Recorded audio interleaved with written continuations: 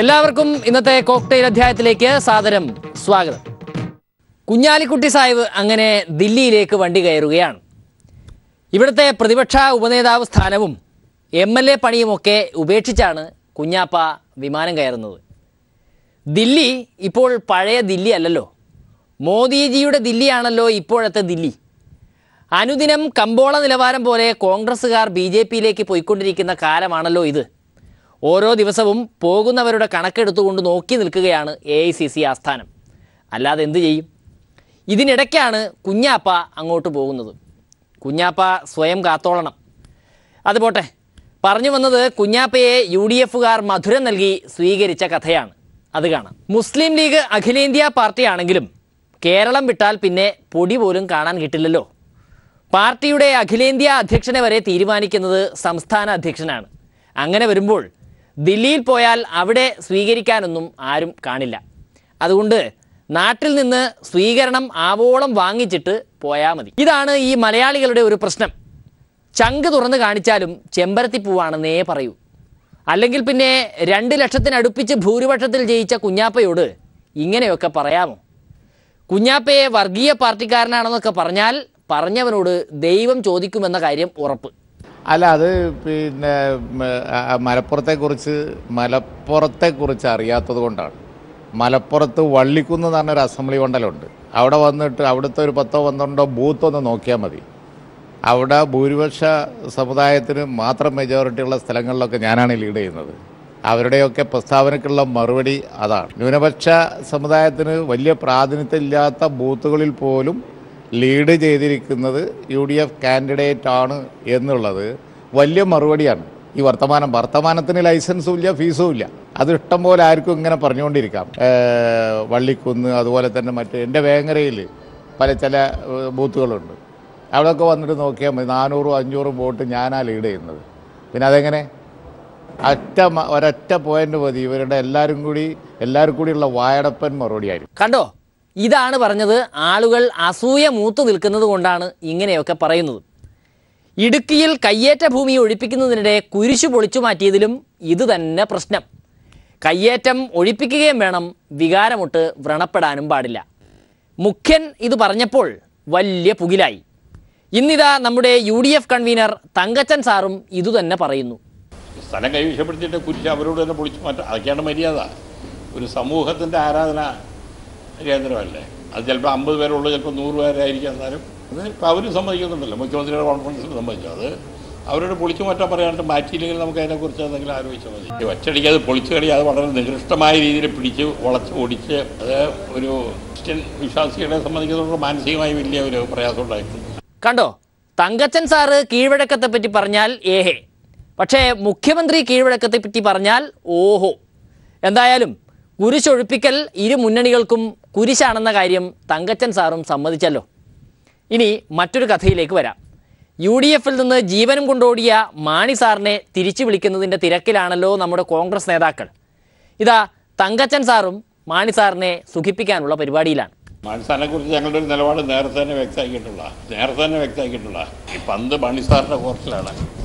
അദ്ദേഹമാണ് തീരുമാനിക്കുന്നത്. താല്പര്യം പറഞ്ഞാൽ ഞങ്ങൾ ആലോചിക്കുന്നുണ്ട്. ഞങ്ങളുടെ നേരത്തെ ഉണ്ട്, പറഞ്ഞു വിട്ടതല്ലല്ലോ. മാണി സാറിനെ പറഞ്ഞു വിട്ടിട്ടില്ല, അങ്ങനെ സ്വയം പോയതാ. എന്തെങ്കിലും നേരിയ അഭിപ്രായ പേരിലായിരിക്കും. അപ്പം അത് മാറിക്കഴിഞ്ഞാൽ അദ്ദേഹത്തിന് തന്നെ വരാൻ അതിന് യാതൊരു വിരോധവും വരുന്നത്. വേണമെങ്കിൽ കയറി വന്നാൽ മതി, വന്നാലും വന്നില്ലെങ്കിലും ഒരു ചുക്കുമില്ല എന്ന ലൈനാണോ തങ്കച്ചൻ സാറിന് എന്ന് വ്യക്തമല്ല. എന്തായാലും സമീപഭാവിയിൽ തന്നെ മാണി സാറിനെ എല്ലാവരും ചേർന്ന് തിരിച്ച് കൂട്ടിൽ കയറ്റും എന്ന് ഏകദേശം ഉറപ്പായിട്ടുണ്ട്. ഇനി നമുക്ക് സുധീരൻ സാറിലേക്ക് പോവാം. കേരളത്തിലെ അവസ്ഥ മനസ്സിലാക്കാൻ ഹൈക്കമാൻഡ് കഴിഞ്ഞ ദിവസം സുധീരൻജിയെ ദില്ലിക്ക് വിളിപ്പിച്ചിരുന്നുവല്ലോ. ആരോഗ്യം തീരെ ശരിയില്ലാത്ത പാവം സുധീരൻജി എന്നിട്ടും അങ്ങ് ദില്ലി വരെ പോയി. അല്ലേലും ഈ ഹൈക്കമാൻഡ് കണ്ണിച്ചോരയില്ലാത്തവന്മാരാണ്. പുതിയ പ്രസിഡന്റിനെ തിരഞ്ഞെടുക്കാനുള്ള മഹായജ്ഞത്തിൻ്റെ ഭാഗമായാണത്രേ സുധീരൻജിയെ ദില്ലിക്ക് വിളിപ്പിച്ചത്. സുധീരൻജിക്ക് ചില സൂചനകളൊക്കെ ലഭിച്ചിട്ടുണ്ട്. കേരളത്തിലെ പ്രധാന കോൺഗ്രസ് നേതാക്കന്മാരെല്ലാവരുമായും കോൺഗ്രസ് നേതൃത്വം, കേന്ദ്ര നേതൃത്വം ചർച്ച നടത്തും. അതിൻ്റെ അടിസ്ഥാനത്തിൽ ഏത് രീതിയിൽ വേണമെന്നുള്ളതിനെ സംബന്ധിച്ചിടത്തോളം ഒരു ഗൈഡ് ലൈൻ ഉണ്ടാകുമെന്നാണ് പ്രതീക്ഷിക്കുന്നത്. നല്ല രീതിയിൽ തെരഞ്ഞെടുപ്പ് ഏറ്റവും ജനാധിപത്യപരമായ രീതിയിൽ തന്നെ അതിൻ്റെ അർഹതയുള്ള പ്രവർത്തകർ മുൻനിരയിൽ വരത്തക്ക രീതിയിൽ വരിക എന്നുള്ളതാണ് ഏറ്റവും അഭികാമ്യമായിട്ടുള്ളത്. പക്ഷേ അത് ഏതെങ്കിലും തരത്തിലുള്ള ഒരു സംഘർഷത്തിലേക്കോ അല്ലെങ്കിൽ തർക്കത്തിലേക്കോ പോകാതെ ഭംഗിയായി നടത്തുക, അങ്ങനെ നടത്താൻ സാധിക്കും. പാർട്ടി ലീഡർഷിപ്പിന്റെ സേഫ്റ്റി തൽക്കാലം സുധീരൻജിക്കില്ല, എന്നാലും കിട്ടിയാൽ കൊള്ളാം. എത്രയും വേഗത്തിൽ ഉണ്ടാകും. എങ്ങനെയാണ് വരിക എന്നുള്ളത്, അതിപ്പോൾ ഏത് സംവിധാനം വേണം എന്നുള്ളതൊക്കെ തീരുമാനിക്കുന്നത് ഹൈക്കമാൻഡാണ്. തൽക്കാലം പ്രത്യേകിച്ച് പണിയൊന്നുമില്ലാത്തതുകൊണ്ട് ആരോഗ്യം മെച്ചപ്പെടുത്താനാണത്രേ സുധീരൻജിയുടെ പരിപാടി. എണ്ണത്തോണിയിൽ കിടന്ന് തടിയൊക്കെ ഒന്ന് ശരിയാക്കണം സുധീരൻജിക്ക്. അങ്ങനെ യാതൊരു പദവിയെക്കുറിച്ചൊരു ചർച്ചയും നടക്കുന്നില്ല. ഞാനിപ്പോഴും ഇനി പിന്നെ ശാരീരികമായ അവസ്ഥ മെച്ചപ്പെടുത്തുന്നതിന് ആയുർവേദ ചികിത്സയിലേക്ക് നീങ്ങുകയാണ്. അത് എന്ന് വേണം എന്ന് തീരുമാനിച്ചിട്ടില്ല. അങ്ങനെയുള്ള കാര്യങ്ങളെക്കുറിച്ചാണ് ഇപ്പോൾ ചർച്ച, മറ്റ് കാര്യങ്ങളെക്കുറിച്ച്. പക്ഷേ ഞാൻ എപ്പോഴും എന്നെ സംബന്ധിച്ചിടത്തോളം പദവിയുണ്ടോ ഇല്ലയോ എന്നുള്ളതൊരു പ്രശ്നമല്ല. കോൺഗ്രസ്സിന് വേണ്ടി, ജനങ്ങൾക്ക് വേണ്ടി എന്നും എന്നാൽ കഴിയുന്ന രീതിയിൽ ആത്മാർത്ഥമായി പ്രവർത്തിക്കും. അത് ആരോഗ്യം കുറച്ചുകൂടെ മെച്ചപ്പെട്ട് കഴിഞ്ഞാൽ കുറച്ചുകൂടി ഊർജ്ജസ്വലമായി പ്രവർത്തിക്കും. ഇപ്പോൾ 2-3 മാസത്തേക്ക് കുറച്ചുകൂടെ നിയന്ത്രിക്കപ്പെട്ട രീതിയിൽ, നിയന്ത്രണത്തോടു കൂടി വളരെ അത്യാവശ്യം ഉള്ള ചില കാര്യങ്ങളിൽ മാത്രമേ ഇടപെടാൻ ആഗ്രഹിക്കൂ. അങ്ങനെ ആരോഗ്യം മെച്ചപ്പെട്ട് കഴിയുമ്പോൾ സുധീരൻജി ഒരു വരവ് വരും. അന്ന് വലിയ എന്തെങ്കിലും ഒരു പോസ്റ്റ് എടുത്തു വെച്ചേക്കണം എന്നാണ് ഈ പറഞ്ഞതിൻ്റെ അർത്ഥം എന്നാണ് മനസ്സിലാക്കുന്നത്. രാഷ്ട്രീയ പ്രവർത്തനത്തിന്, പൊതുപ്രവർത്തനത്തിന് പദവി ഒരിക്കലും പ്രശ്നമല്ല. പദവി ഉണ്ടാകാം, ഇതൊക്കെ രാഷ്ട്രീയത്തിൻ്റെ ഭാഗമാണ്. സുധീരൻജിക്ക് ഈ KPCC പ്രസിഡന്റ് പദവി നഷ്ടമായത് വെറുതെ ഒന്നുമല്ല. അത് കള്ളുകുടിയന്മാരുടെ ശാപമാണെന്ന് ആർക്കാണ് അറിയാത്തത്? സുധീരൻജിയുടെ മദ്യവിരുദ്ധ പ്രവർത്തനങ്ങൾക്ക് ശേഷം കള്ളുകുടിയന്മാരുടെ വയറ്റത്തടിക്കുന്ന എന്തൊക്കെ സംഭവങ്ങളാണ് ഉണ്ടായത്? അവസാനം കള്ളുകുടിയന്മാർക്ക് സംഘടിക്കേണ്ടി വന്നിരിക്കുന്നു. ഇതാ കണ്ണൂരിൽ കള്ളുകുടിയന്മാർ സംഘടിച്ച് അവരുടെ നിലപാട് വ്യക്തമാക്കിയിരിക്കുകയാണ്. AK ആന്റണി എന്നില്ല അദ്ദേഹം കേരളത്തിന്റെ മുഖ്യമന്ത്രിയായപ്പോൾ അദ്ദേഹം എടുത്താണ് പട്ടഷാപ്പുകൾ വേണ്ട, അത് കഴിഞ്ഞു. നെക്സ്റ്റ് ഒരു യുഗം വന്നു. അതായത് സുധീരനും സഖാവ്, നമ്മുടെ സഖാവല്ല എന്നാലും ഉമ്മൻചാണ്ടി, അദ്ദേഹം പറഞ്ഞ് മദ്യം വിഷാദം. അങ്ങനെ വിഷാദങ്ങള് ഈ പള്ളിയിലൊന്നും ഇത് കൊടുക്കാൻ പാടില്ലല്ലോ. വീൻ, വൈൻ, പാർലർ. എന്താ വീഞ്ഞ്, എന്താ വൈൻ? ഇത് കുടിച്ച വയറിളകും. അപ്പോ കേരള ഗവൺമെന്റ് വളരെ കൃത്യമായിട്ട് അവരുടേതായിട്ടുള്ള ഒരാശയ സംഹിതയിൽ ഈ കേരളത്തിന് ഒരു ബഹുമാനമാണ്.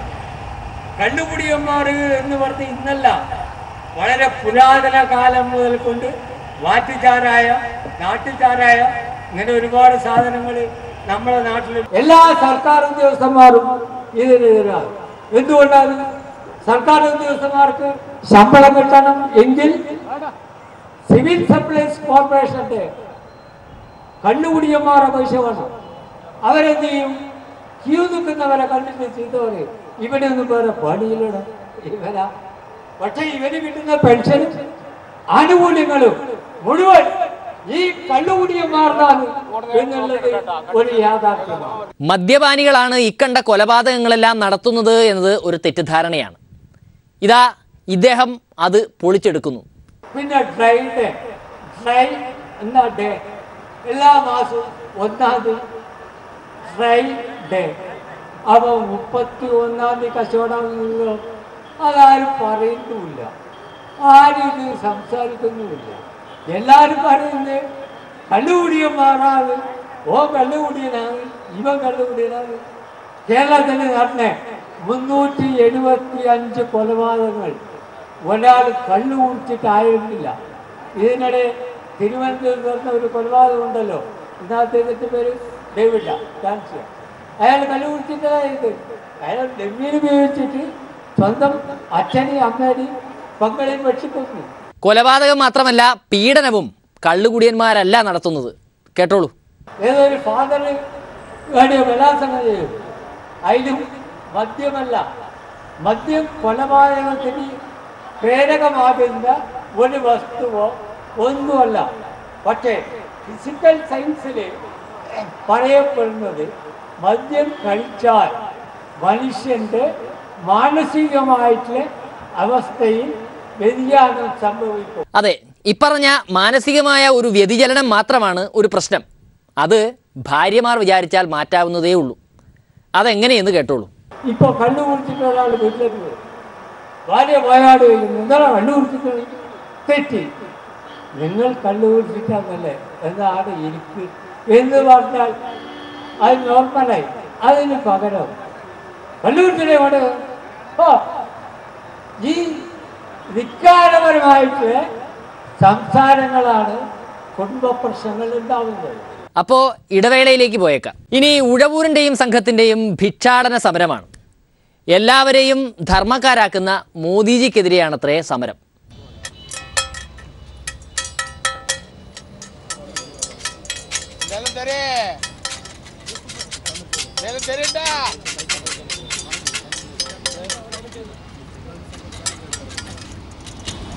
ഈ ഭിക്ഷാടന സമരത്തിന്റെ കാര്യത്തിൽ ചെക്ക് കൊടുത്താലോ എന്നാണ് ഞാൻ ആലോചിച്ചത്. കാശില്ലാത്തതുകൊണ്ട് എങ്കിലും ഒരു 10 രൂപ വായ്പ മേടിച്ചത് കയ്യിലുണ്ട്. ആ പൈസ ഇവിടെ നമ്മുടെ സംസ്ഥാന പ്രസിഡന്റിന്റെ പാത്രത്തിൽ തന്നെ ഇട്ടേക്കാം. ഇനി വണ്ടിക്കൂലി നിങ്ങൾ തരേണ്ടി വരും തിരിച്ചു പോകാനായിട്ട്. അതാണ് അവസ്ഥ. RBIയുടെ മുമ്പിൽ ഇങ്ങനെ ഒരു ഭിക്ഷാടന സമരവുമായി NYC പ്രവർത്തകർ കടന്നു വരാനിടയായ സാഹചര്യം ഇന്നത്തെ സാഹചര്യത്തിൽ ആരോടും വിവരിക്കേണ്ടതില്ല. ഇവിടെ ഈ കണക്കിന് മുമ്പോട്ട് പോയാൽ എല്ലാവരും ധർമ്മക്കാരായി വരേണ്ടതായ സ്ഥിതി വരും. അടുത്ത പാർലമെന്റ് തെരഞ്ഞെടുപ്പ് കഴിയുമ്പോൾ മിക്കവാറും നരേന്ദ്രമോദിയുടെ അവസ്ഥയും അങ്ങനെയാകാൻ സാധ്യതയുണ്ട് എന്നാണ് നമുക്ക് വിലയിരുത്താൻ കഴിയുന്നത്. ഇന്ന് ഞാൻ നാളെ നീ എന്ന് മോദിജിയെ കാണിച്ചു കൊടുക്കുകയാണ് ഉഴവൂർജിയുടെ ഉദ്ദേശ്യം. നാളെ മോദിജിയും ധർമ്മക്കാരനാകും എന്ന്. കാശില്ലാത്ത ATMകളെ സജീവമാക്കാൻ ഇതാ ഉഴവൂരിൻ്റെ നല്ലൊരു ഐഡിയ. ഇപ്പോൾ നമുക്കറിയാം ATM കൗണ്ടർ കൊണ്ട് യാതൊരു പ്രയോജനവുമില്ല. അതുകൊണ്ട് എനിക്ക് അഭ്യർത്ഥിക്കാനുള്ളത് വഴി നീളെയുള്ള ഈ ATM കൗണ്ടറുകൾ സ്വച്ഛ് ഭാരത് ശുചിത്വ പദ്ധതിയുമായി ബന്ധപ്പെട്ട് ഈ ടോയ്ലറ്റുകളാക്കി മാറ്റണം എന്ന അഭിപ്രായമാണ് എനിക്കിവിടെ ആദ്യമായി രേഖപ്പെടുത്താനുള്ളത്. എന്നിട്ട് അവിടെ കൂടുതൽ സൗകര്യങ്ങൾ ചെയ്തു കൊടുക്കുക, ക്യാമറ വെച്ചേക്കരുത്. നരേന്ദ്രമോദിയോടും പറയുന്നത് അഹങ്കാരത്തിന്റെ ആനപ്പുറത്ത് കയറി ധിക്കാരത്തിന്റെ വെഞ്ചാമര പിടിക്കാം എന്ന് വ്യാമോഹിച്ചാൽ മോനെ നരേശ അതിവിടെ നടക്കാൻ പോകുന്നില്ല എന്ന വ്യക്തമായ ഭാഷയിൽ ഇവിടെ സൂചിപ്പിക്കാൻ ഞാൻ ഈ അവസരം വിനിയോഗിക്കുകയാണ്. കളിക്കരുത്.